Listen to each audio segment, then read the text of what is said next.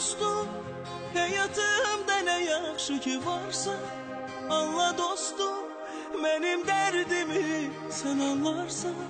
Ağla dostum, halımı görüb acıyarsan. Bu sevgini gizləməkdə yoruldum. Yenə dostum, həyatımda nə yaxşı ki varsan, anla dostum, mənim dərdimi sən anlarsan. Ağla dostum, halımı görüb acıyarsan. Gözmü dəydi bu qismətə nə oldu?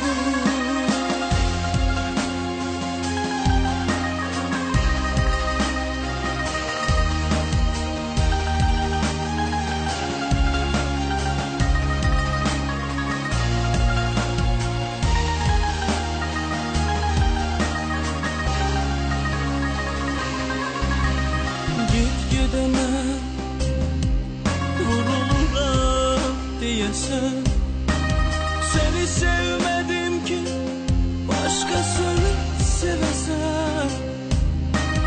Git gidemem, vuruluram diyesen. Seni sevmedim ki başkasını sevesem. Gizlettiğim məhəbbətim, ilahiden emanetim. Niye çatmır cesaretin? Dostumsan, yine dostum, həyatımda nə yaxşı ki varsan. Anla dostum, mənim dərdimi sən anlarsan. Ağla dostum, halımı görüb acıyarsan. Bu sevgini gizləməkdən yoruldum. Yine dostum, həyatımda nə yaxşı ki varsan. Anla dostum, mənim dərdimi sən anlarsan. Ağla dostum, halımı görüb acıyarsan. Gözmü dəydi bu qismətə nə oldu? Get gedemem, vuruluram deyəsən. Seni sevmedim ki başkasını sevesen. Git gidemem, vuruluram desen. Seni sevmedim ki başkasını sevesen.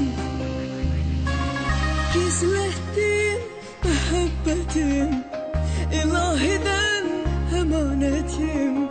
Diye çatmır cesaretim. Dostumsan, yine dostum, həyatımda nə yaxşı ki varsan. Anla dostum, mənim dərdimi sən anlarsan. Ağla dostum, halımı görüb acıyarsan. Gözmü dəydi bu qismətə nə oldu? Yine dostum, həyatımda nə yaxşı ki varsan. Anla dostum, mənim dərdimi sən anlarsan. Ağla dostum, halımı görüb acıyarsan. Bu sevgini gizləməkdən yoruldum. Yine dostum, həyatımda nə yaxşı ki varsan. anla dostum, mənim dərdimi sən anlarsan. Ağla dostum, halımı görüb acıyarsan. Bu sevgini gizlemekten yoruldum.